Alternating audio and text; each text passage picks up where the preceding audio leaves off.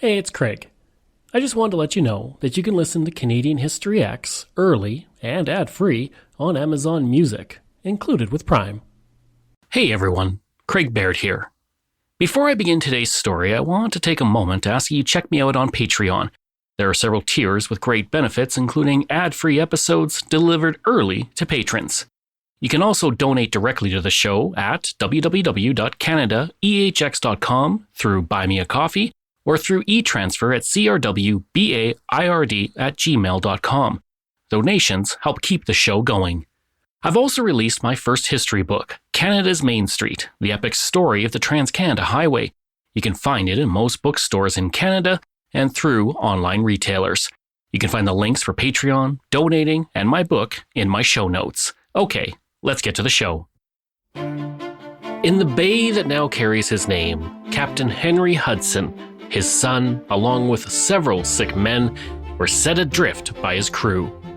It is one of our nation's most famous mutinies. But it's not the only one. There's another, notable revolt, but it's mostly forgotten by Canadians, and it all went down in a northern British Columbia town.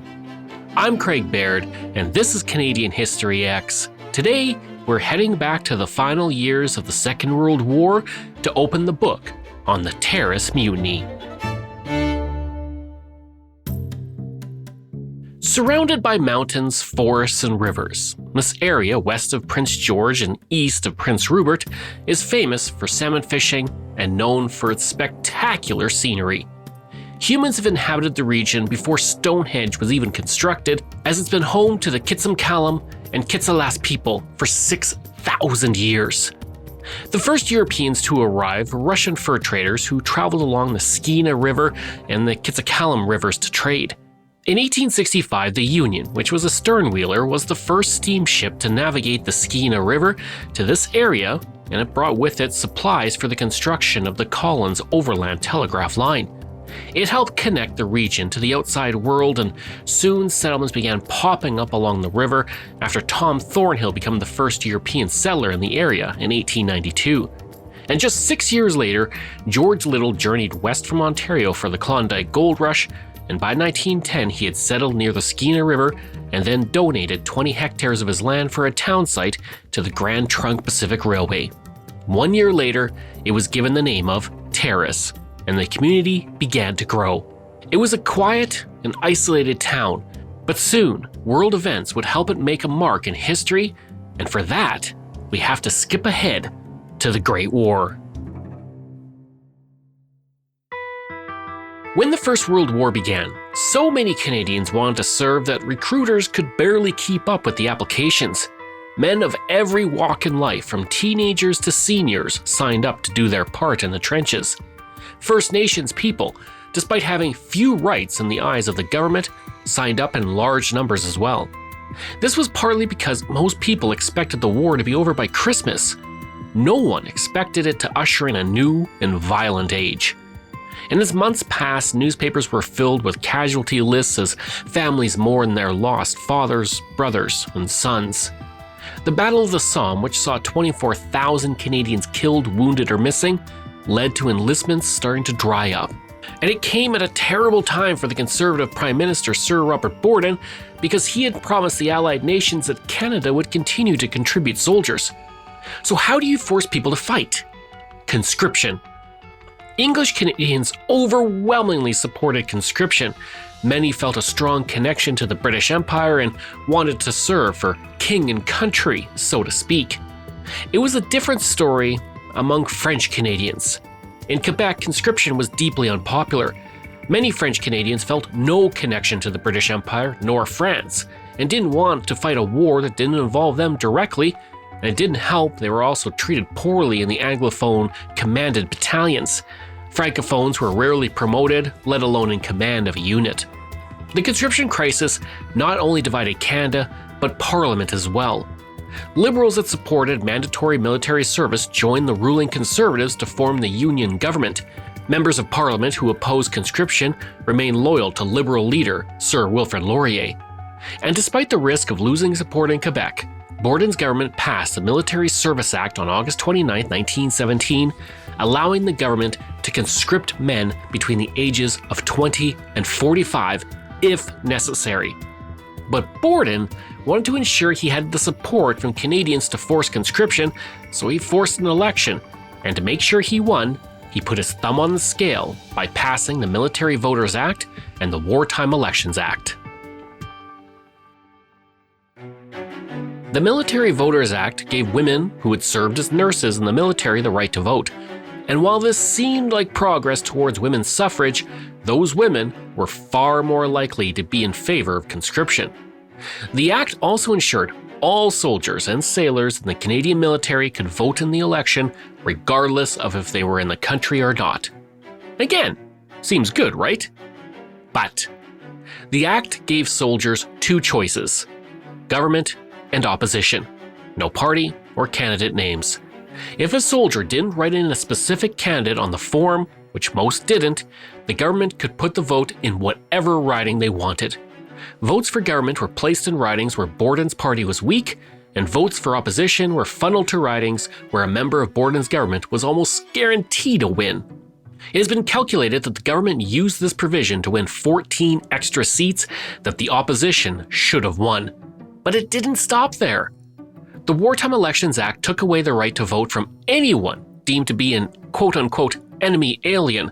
This meant German, Ukrainian, and Polish Canadians. Guess what party those groups typically voted for? At the same time, the act gave the vote to wives, widows, mothers, and sisters of soldiers serving overseas. Again, a good step for women's suffrage, but those women wanted conscription in place in the hopes their loved ones would return home. On December 17, 1917, Sir Robert Borden's Union government won a then record 153 seats and won every single province except Quebec. The Liberals under Wilfrid Laurier finished with 82 seats across the country and won 62 of 65 seats in Quebec. That election changed the Canadian political landscape forever. Quebec voters never forgot the betrayal, and Conservatives did not win that province until 1958. Now you're probably asking, Craig, why are you telling us about conscription in the First World War in a story about a mutiny in the Second World War? Well, everything in history is connected, and the conscription crisis of 1917 played a key role in what was to come in Terrace, because Canada entered the Second World War on a promise not to implement a draft. However, Liberal Prime Minister William Lyon Mackenzie King was deeply concerned about providing enough soldiers to the war effort. King had been loyal to Sir Wilfrid Laurier during the 1917 conscription crisis, and he saw firsthand how it not only fractured the Liberals, but also Canada.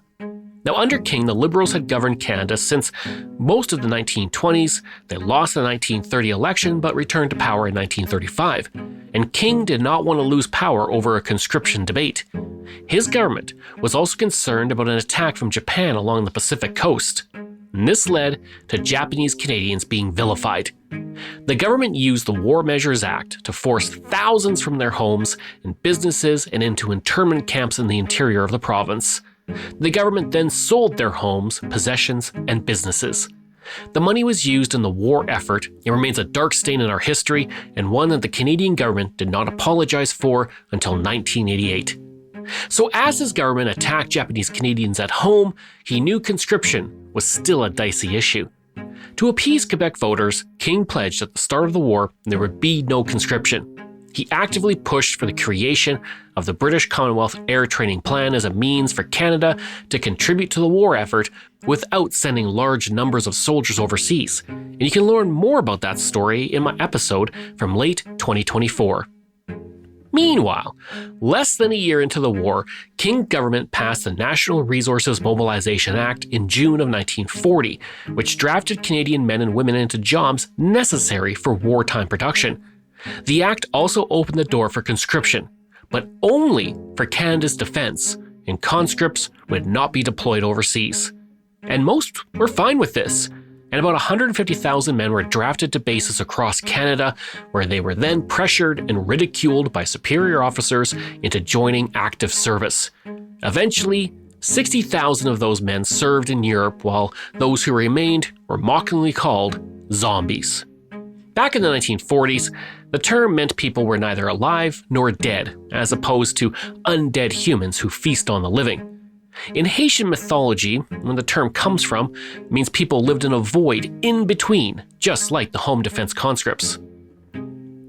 Unfortunately for King, pressure mounted to send more Canadians overseas, and that only increased after the Japanese attack on Pearl Harbor in December 1941. This forced King to hold a non-binding referendum on April 27, 1942, where Canadians voted on the question of releasing the government from its pledge against conscription. In Quebec, 72.9% voted against it, while outside the province, 80% of Canadians were in favor. King famously said the policy would be, quote, not necessarily conscription, but conscription if necessary. Soon after, Bill 80 was introduced to the House of Commons to repeal the parts of the National Resources Mobilization Act that prevented overseas conscription. The bill passed by a vote of 158 to 58. And 4,000 kilometers away, in a small British Columbia community, a group of soldiers were about to make their displeasure known.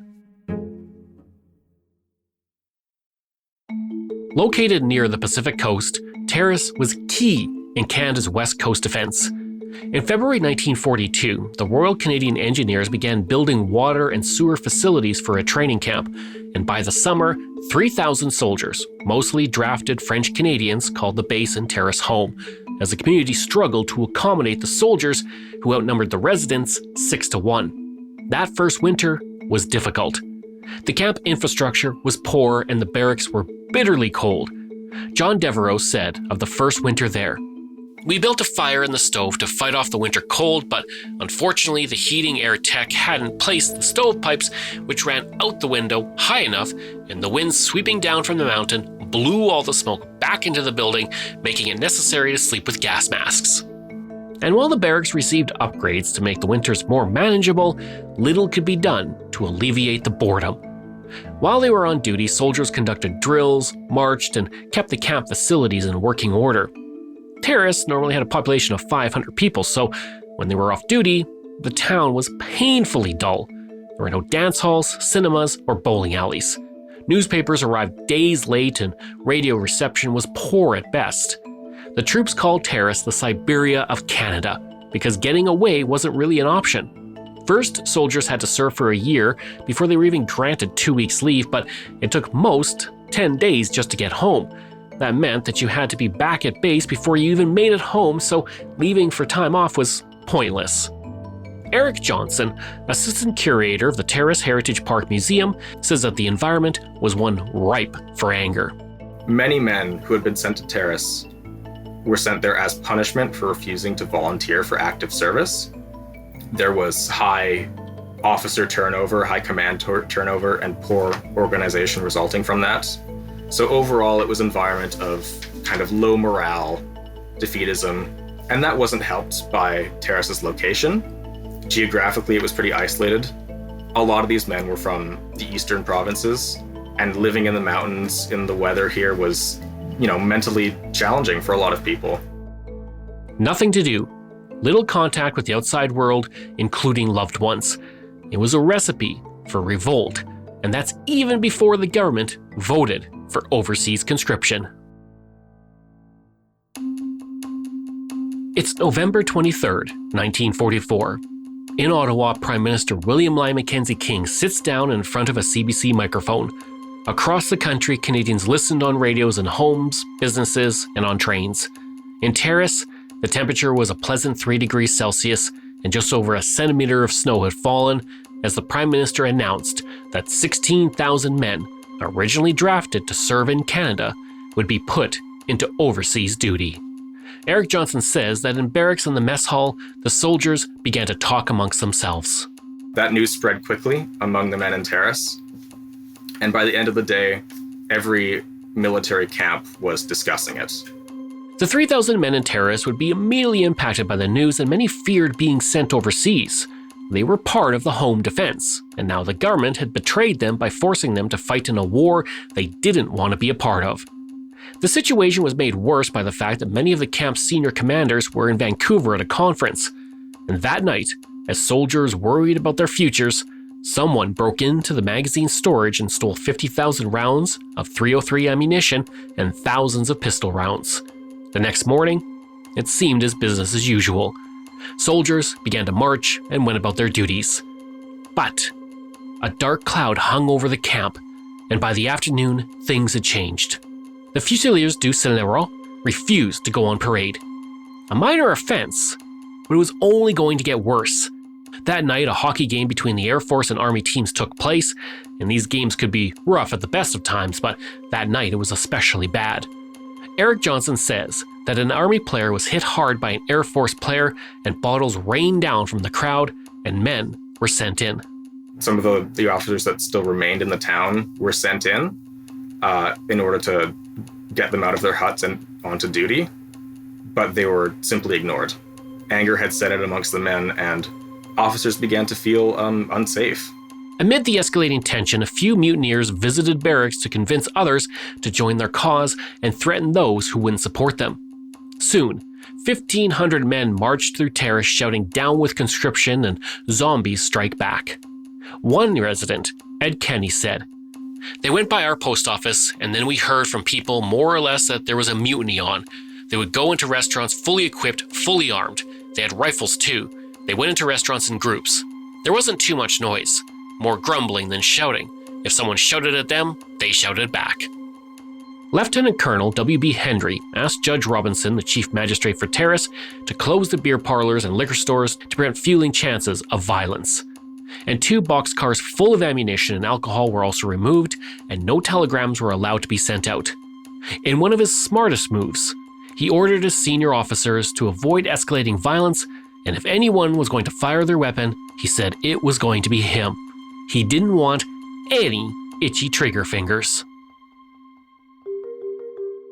On Sunday, November 26th, the men who had revolted attended church and agreed not to bring their weapons in with them.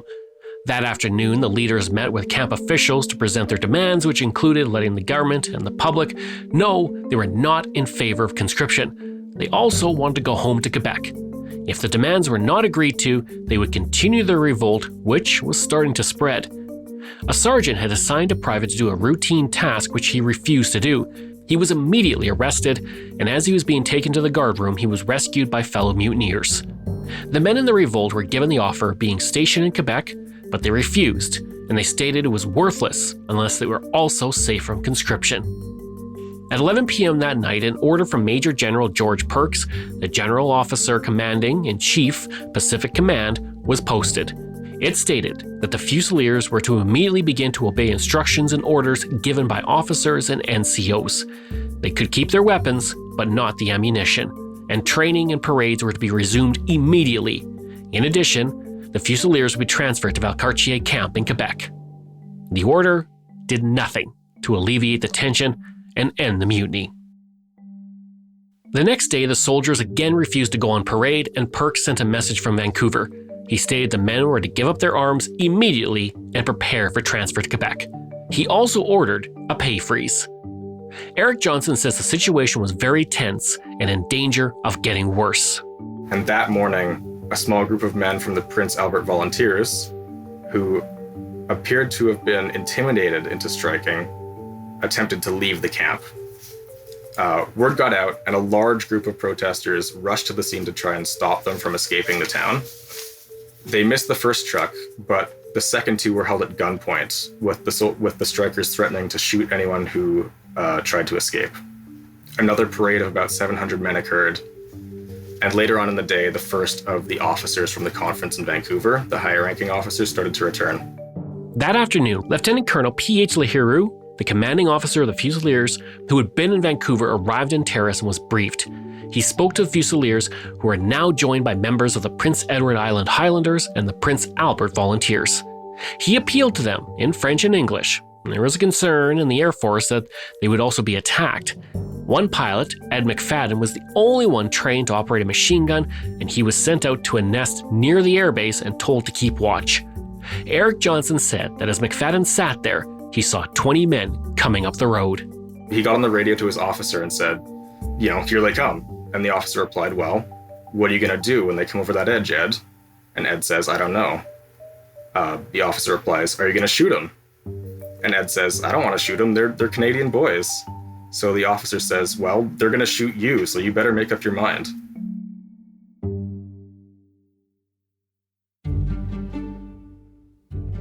Ed never had to make that hard choice because an Air Force pilot flew overhead and fired warning shots. And aside from that attempt, things back at the Army base were beginning to subside. On November 28th, men did return to the parade grounds. And that night, the Fusiliers were told they had to prepare to leave for Valcartier camp on December 3rd.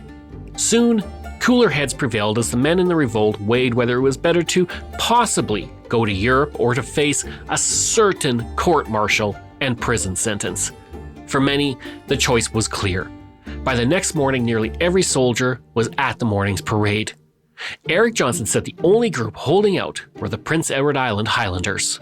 The unit of Prince Albert volunteers left Terrace peacefully that day, with only a few minor protests attempting to stop them. But realizing that the mutiny was over, most of the hardcore members gave up. Regardless, various units deemed to be agitators were shipped out of Terrace over the next 2 days, and by now, everyone knew it was over. But why do very few know the story behind the worst breach of military discipline in Canadian history? Well, it all comes down to censorship. Anything that could reveal military information or challenge the government of Canada and its wartime measures was deemed a big no-no. The government prohibited news of a mutiny in Terrace. Not only would it hurt Canada's reputation as an allied country, but there was a risk it could inspire other soldiers. Rumors, however, had reached Vernon, Prince George, and Nanaimo, and by November 28th, some stories were printed in national newspapers. Prime Minister William Lyon Mackenzie King ordered Wilfred Eggleston, Director of Censorship and General Manager of CBC, to track down any news related to Terrace, and the story quickly faded away. That censorship, however, had long-lasting consequences. Even today, the Terrace Mutiny is an obscure part of Canadian history. In Terrace, it is part of the local history, as longtime residents speak about it over coffee. The Terrace and District Museum Society also does its part in preserving that history and released a book which was invaluable for my research, and I'll include a link to it in my show notes. Currently, the museum sits on the site of a 300-bed military hospital that was built during the Second World War. Quinn Beblow, executive director of the Heritage Park Museum, says there's one building left from that hospital that is on the museum land parcel, but not part of the museum, and they're asking the city for it.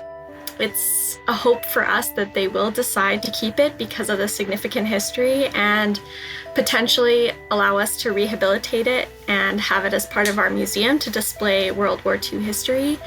But we do mention in certain tours the historical significance. We've had a temporary exhibit on World War II, and we hope to eventually incorporate more of our artifacts and our history from the war into the museum. And we're also still collecting to grow that collection as well.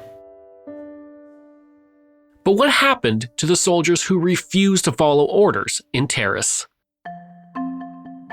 Following the mutiny, 4 courts of inquiry were conducted from December 1944 to February 1945.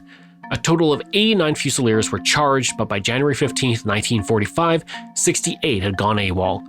Of the remaining men, only 5 were available for disciplinary action. The rest had scattered to the wind as there was little evidence for convictions.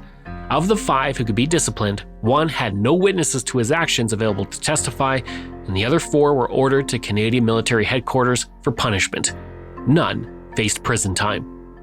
As for the draft, 13,000 men went overseas as conscripts, and 2,463 reached the front lines of Europe before the end of the war. 69 never returned home. I hope you enjoyed that episode and our look at the Terrace Mutiny. This show is researched, produced, and written by me, Craig Baird, with the help of Dila Velasquez. Audio production and design by Rosalind Kufor. If this is your first time listening and you like what you heard, please take a moment and give us a 5-star review to help other people find these amazing stories. And there are so many for you to sink your teeth into. If you enjoy this podcast, then please check out my other podcasts, From John to Justin, Canada, A Yearly Journey, Pucks and Cups, and Canada's Great War.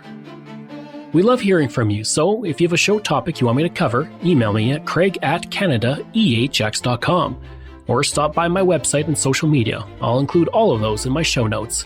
Until next time, I'm Craig Baird, and this is Canadian History X.